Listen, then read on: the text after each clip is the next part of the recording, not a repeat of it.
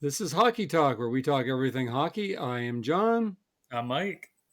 All right, Mike, let's go. Now, the first topic up for discussion this evening is the NHL, Mike. It's celebrating the best of the past 25 years by revealing quarter century teams for every team in the NHL. I didn't know they did anything like this, but sure enough. And on January the 19th of this year, the first and second quarter century teams for the Montreal Canadiens were released. Three forwards, two defense, and a goalie. First team was Koivu, Kovalev, and Plekanec, with Markov and Weber on defense and Price in nets. The second team was Gallagher, Pacioretty, and Suzuki, with Surrey and Subban on the back end, and Theodore in nets. Mike, would you change any of these players? And before you Uh, answer that, the very first thing I thought was Vincent Damphousse, but unfortunately, his last year in Montreal was 1999, so he's not eligible for the past 25 years. So, Mike, what do you got to say? I think they pretty much nailed this here. I don't really see much I would have changed, if anything at all. I mean, the only other ones that I think would have been up for consideration would be maybe instead of Soure, maybe Patrice Brisebois, because he was there Mm-hmm. for a long time. Yeah, I like Uh, Brisebois. However, yeah, it's apples and oranges. I mean, they're two different style of defensemen, but it's a coin flip between the two. So I think they put Soure just because of the physical play. Maybe it was more necessary for that team to have. Um, Other than that, I can't really think too much. I mean, if we're doing this in a year or two from now, maybe Caulfield replaces one of these guys. But for what they've picked, I don't think that there's anything really much to change on there. I think they've pretty much nailed it. Well, for myself, I just can't see Gallagher being there. I mean, yeah, sure, he was really good the first few years, but I would replace him with Caulfield, I think. I think that's Yeah. what I would do. Well, But what if, oh no, go ahead, Mike. no, that's what I was saying. Like in another year or two, that's probably the Yeah. guy that would get bumped out for Caulfield. What about, is there anybody on the first and second line that you would switch? Like maybe someone on the second line you think should be on the first or vice versa? Not really. I mean, if anything, maybe Subban bumps Weber out, but I don't think any of the rest would change. Um, I mean, because Subban was there for a long time, he was really popular. Weber had his career cut a little short there. So, if I was going to change any, that would be the one I would change. I'm not saying I would, but if someone said, you got to change one, that would be the one I would change. Okay, well, I'm going to keep an eye on these teams because they're all coming out or they're all out. I'm not even sure. Yeah, And if I mean, I haven't seen them all myself yet, so they were talking about this very thing on TSN this week, that's why yeah, I even knew about it. And the guys on TSN, they were switching some players around. So I'm going to keep an eye on it with some of the other teams. And if I see anything which I think is really crazy, I may bring it up here again and we may talk about it. So, sure. but we'll go on to the second topic, and that is the NHL has suspended Connor McDavid for 3 games for a cross check. I mean, more than just a cross check. I mean, there's a whole thing that went along with that. But now, Mike, I watched the replays of this, and I was kind of surprised McDavid got 3 games. Now, what I want to ask from you is the NHL, have they opened Pandora's box here? Every time McDavid faces any kind of a cross check, you know they're going to send the video in now. I'm sure they were sending it in before, but now for sure they're going to. Or, is this going to make the league have to examine more cross checks? Or more fines and suspensions going to be passed out because of this whole thing? What do you think? Well, I think they got it right with giving Okay. out suspensions because I mean they also suspended Myers as well. Yes. With that being said, the Myers cross check looked a little more vicious than the McDavid one. However, if you're going to suspend one for doing basically the same thing, you got to suspend them both, in my opinion. Um, as I was watching some of the other games and they were talking about this as well, some of the announcers are like, this is why fighting needs to stay in the game, is to eliminate some of this from happening because I'll tell you, Vancouver and Edmonton are playing again this week. So both of those players are going to miss the game. If not, if they didn't get suspended, I can only imagine what would have happened in that game because guaranteed the Oilers would address somebody to go after Myers without a doubt.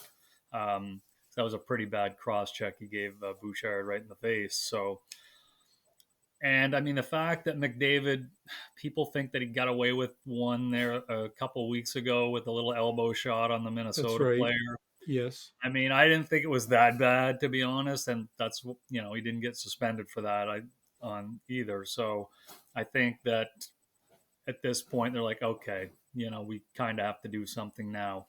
Now, with that being said, I mean, Connor Garland was mauling him. I don't know if he got a penalty on the play or not, but he was, holding him down and like, it was all over him the whole time before McDavid actually got up and cross checked him. So, um, and McDavid gets this kind of treatment on a regular basis. So, I mean, he's the best player in the game. So I think they should be protecting not necessarily just the best players in the game. However, when you have these guys, you can't let everybody do whatever the hell they want to them, basically.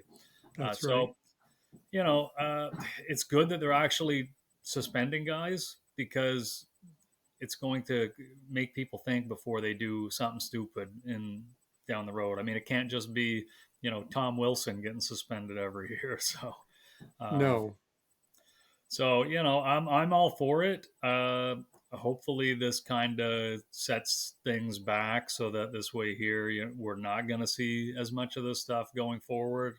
However, we all know that's not going to be the case. It's going to happen again at some point, but it's good that the NHL actually cracked down and gave out some suspensions as far as I'm concerned.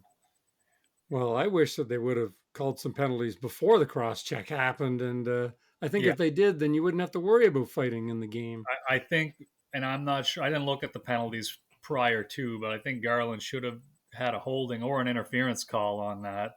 Yes, So I mean, I'm absolutely. not I'm not sure if he got a call on that or not. I To don't be believe honest, so. yeah. So I mean, had and this is where the referees need to be a little proactive. I mean, some of this stuff can be preventable if they're actually making the necessary calls that they should. And I mean, this in this case here, had had Garland been called on it for a penalty, perhaps McDavid doesn't cross check him. Then the scrum doesn't happen. Then Myers doesn't give out a cross check either. So, this is where the NHL I think needs to have the referees be a little proactive when it comes to not letting things get out of hand. I mean, we've seen it before. We're going to see it again, but hopefully this is kind of a thing where, and I mean, not to get off topic, but I was watching the Flyers game against the Islanders, and very similar. Siplikov of the Islanders, like, just steamrolled Paling, hit him in the head. No call on the play whatsoever. Rest of the game, the Flyers are trying to, get at Siplikov to get him to fight, but he's not going to fight. Uh, the NHL ended up suspending him for 3 games. So, and it was the right call. How he didn't get a penalty for that is beyond me because it was a total headshot. I mean, Tortorella was losing his mind on the bench, rightfully so. I mean, how does a guy go from not being penalized for a headshot to getting a 3-game suspension? Like, makes no O- sense. Obviously, it was a very bad no call. I mean, Oh, obviously. absolutely, absolutely. Like Paling dropped like a bag of rocks as soon as he got hit. Like how that doesn't get called? Guaranteed though, it's Ryan Paling. He's like a fourth liner. If this was done to McDavid, absolutely the guy would have gotten called. Probably a double minor, if anything, or 5 minutes for match penalty. Who knows? But you know, uh, this is where the NHL needs to kind of look at things and not just necessarily call stuff when it's a star player that's involved, but all the players should be treated equally when it comes to the rules. That being said, I do believe in protecting the star players as well. But nevertheless, I think the refing needs to be a little bit better in some regards. Well, I agree. Now, I dug into this topic a little bit deeper. Now, this is a little bit long winded, like most of these questions this evening, but bear with me here. Now, McDavid has the puck the absolute most in the offensive zone on average per game over any other player in the NHL this year.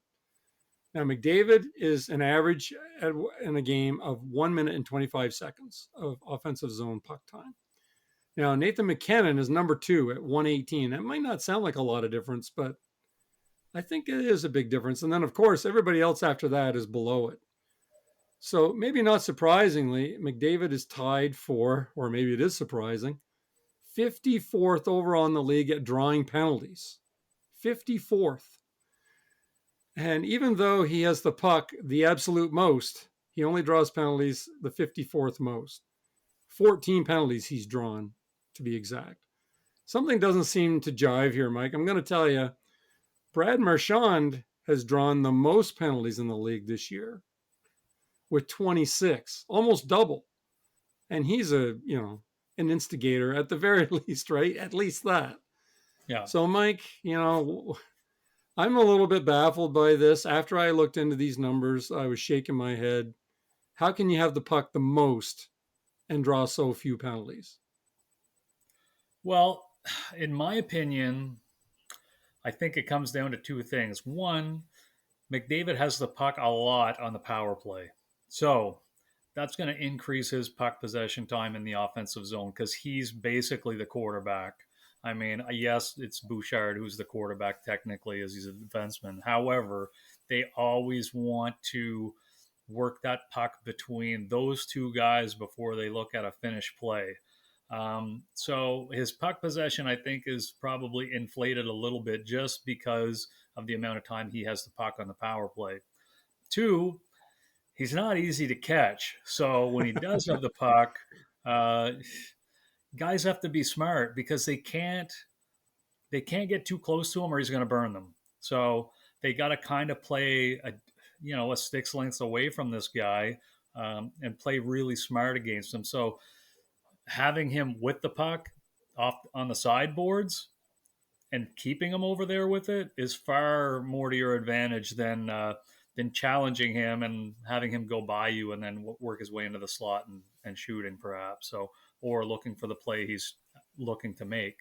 So I think that's part of it. Now the second thing when you talked about Marchand is it's it's no secret that Marchand isn't overly liked by most of the players in the league. So when it comes to him drawing penalties, I'm not overly surprised because I mean, who wouldn't want to take a shot at him, right? So it's to me, it's not overly surprising because those type of players are the ones that when they get under other people's skin, someone's going to do something that might not be the smartest thing to do, but and he's going to draw a penalty off of it, and he's smart enough to know this, which is what makes him such a good player.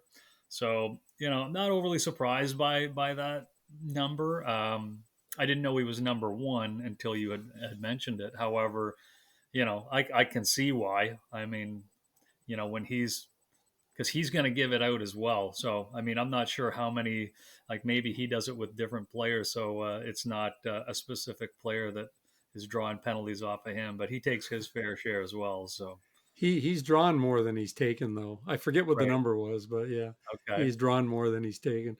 But there's some players on that list that they take more than they draw. Right. I went down through it quite deep to have a look at it, so just thought it was really interesting. Okay, well, that's fair, Mike. Let's go on to our third topic then for this evening, and that is now Monday night there was a game between the Utah and the Winnipeg Jets. Now Utah won that game 5-2, and they've been averaging almost 4 goals a game in the last 4 games, 3.8 goals. The Jets are 31, 13, and 3. Pretty crazy record. And this game was their first road game of the year. They played 8 games at home this year. Are the This Jets still hot, Mike? the new year, you mean? Yeah, Not for the new year. Are the Jets still hot, Mike, or is Utah starting to put the pieces together? I think it's a bit of both. I mean, the Jets are, they're going to win their games just because Connor Hellebuck is so good for one. Plus, I mean, they play a pretty good system, so they're going to win the majority of their games based off of the style that they play and the fact that they know that they can probably take a little bit more risks knowing that they've got a goalie that's going to stop the puck.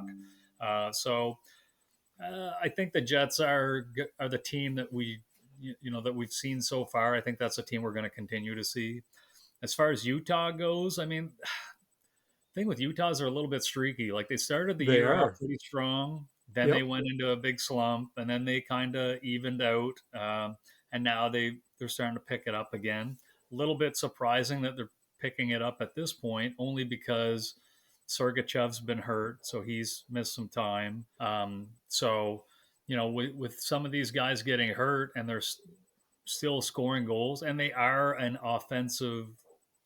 more of an offensive minded team than a defensive minded team, in my opinion. So Clayton Keller's played great. Nick Schmaltz has played really good. Cooley's played really well.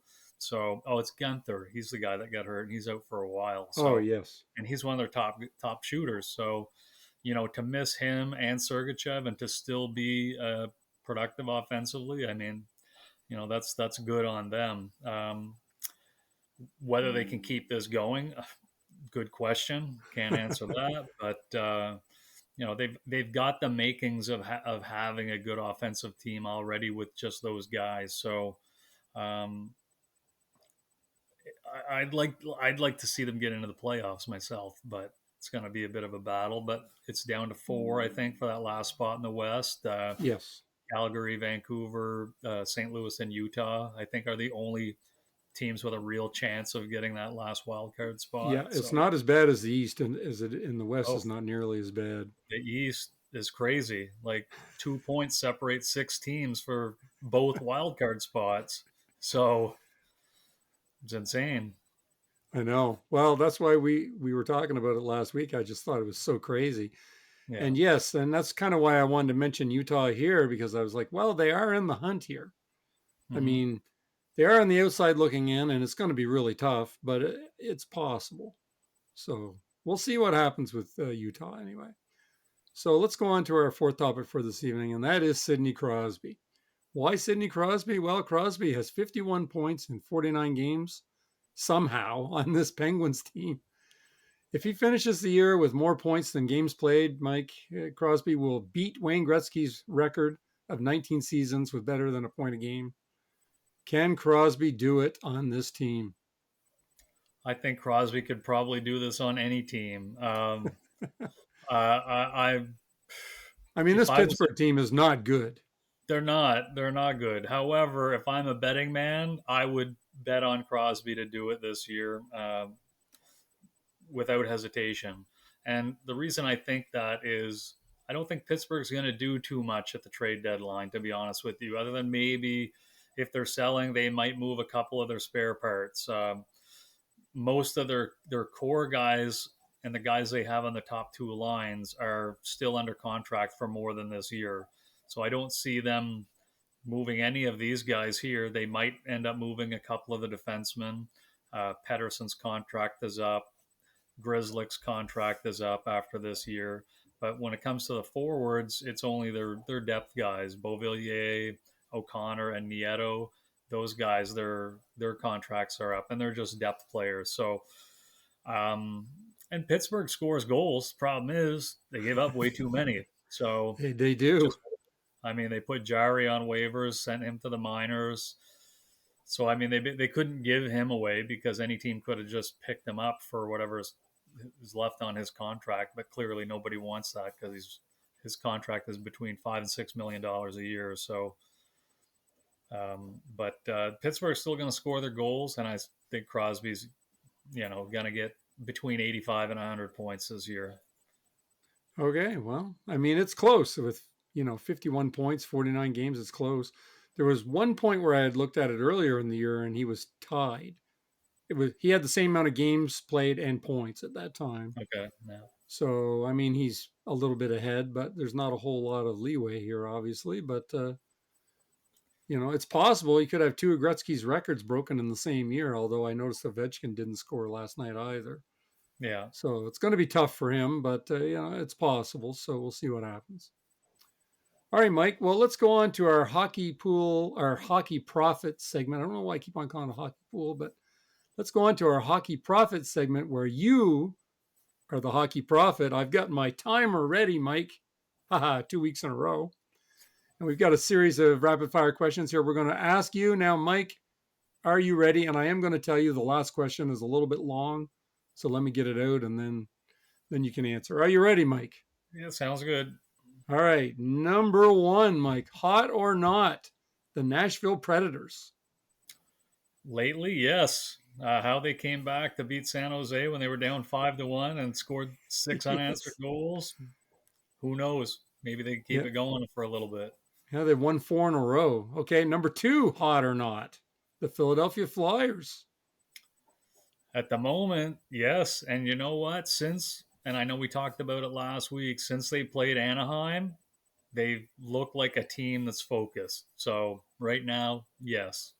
All right. Number three, William Nylander has the second most goals in the NHL this year with 27 in 48 games. Could he get 50 goals this year? I'd be surprised if he did, because I don't think he's done. I don't think he's not. Well, I know he hasn't done it before. So uh, I'm going to say no. Okay. No, that's fair. I don't think he's going to do it either. And if I just think it's going to be tough for him. Okay. Well, let's go on to the next one here. Now, Mike, the most boring team to watch right now in the NHL is who? The New York Islanders. I knew you were going to say Uh, that they're- too. yeah, no, they're always boring to watch. So there's no scoring. It's always a defensive game. Most of the games are low scoring for the most part. It's hard to watch an Islander game. And like I had mentioned, I watched the Islander Flyer game Yes. the other night, and I'm like, oh boys. And I mean, the score was ended up 5-3, but generally the Islanders games are 3-1 or 3-2, always generally low scoring. And they don't have any high end players. Barzal, Horvat, that's it. So yeah. All right. Okay. Number five here. Now, Mike, who would you rather have on the Flyers? Shea Theodore or Zach Werenski? Oh boys, geez, that's for the Flyer system. I think Werenski is a better fit because he can play like more situations, whereas Theodore is really strong on the power play, but even strength, he's not as good. I think Werenski's better at even strength, as well as he's equally as good on the power play. So I'd have to Okay. say All right. Werenski.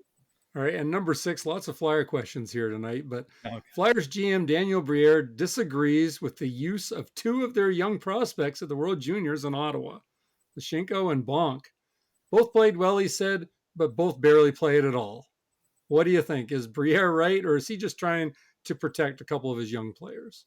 I think he's right. And the reason I say that is I think a lot of the players were not properly used on that team, or they weren't the right players for the team.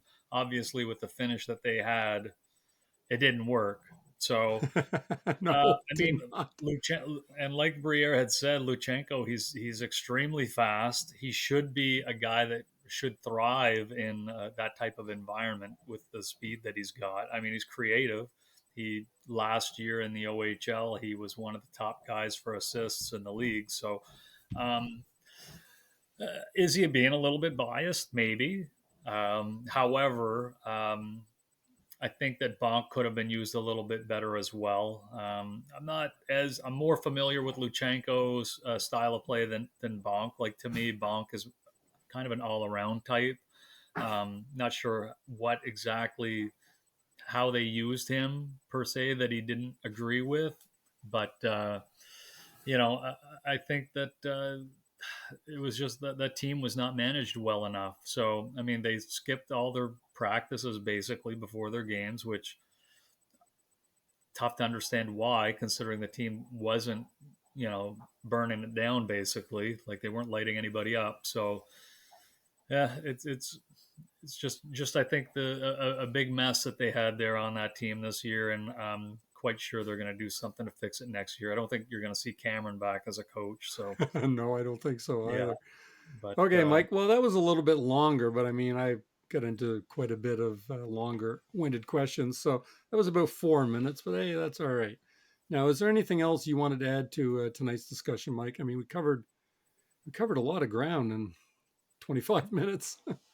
well, I mean, I know that I'm not sure if you've heard, but recently there's been a couple of players that are coming back that haven't played in a while. John Klingberg signed with the Oilers this week, so I didn't even uh, hear that. No, yeah, he with just the signed. Oilers, really?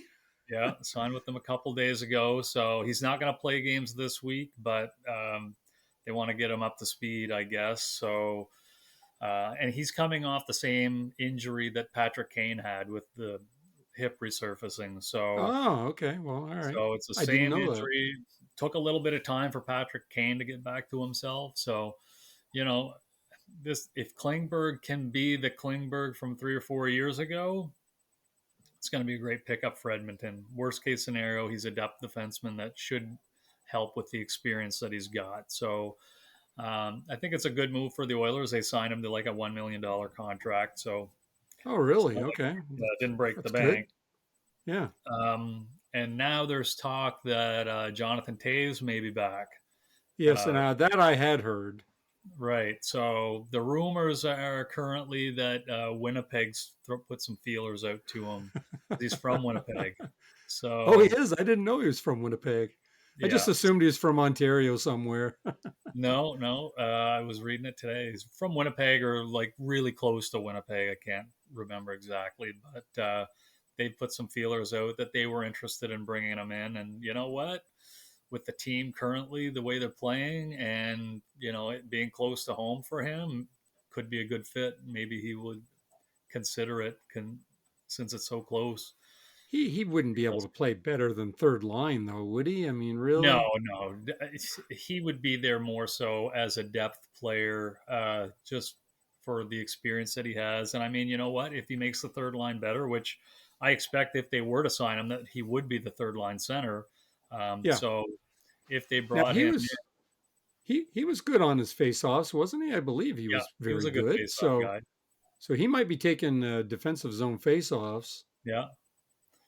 I mean, he's won a couple cups. He's got experience. I mean, I think he'd be a great fit for any team. To be honest with you, I think Winnipeg might have a little bit of the upper hand just because it's home for him basically, and maybe that's kind of where he wants to be to finish his career off. Because I don't know if he has plans on playing past this year. I'm sure he'll evaluate that in the off season, but. I think it's probably a good fit for him, and if the Jets can get him, then good for them. Very interesting. Well, no, I didn't know all that. I did know about Taves. I had read that, but huh, very interesting. Well, we'll have to see what happens with the Edmonton Oilers and how that all plays out. For $1 million, you cannot argue. No, Could I be the mean steal of the it's year. a lottery ticket, right? Either it's going Yes. to turn out great or it's well, we tried type of thing. So Okay. eh, All right. Well, we'll leave it there. That's probably a good place for us to stop for this evening, then, Mike. So, uh, like, share, and subscribe, folks, and let us know in the comments where we went wrong. And we will see you next week. Later. later.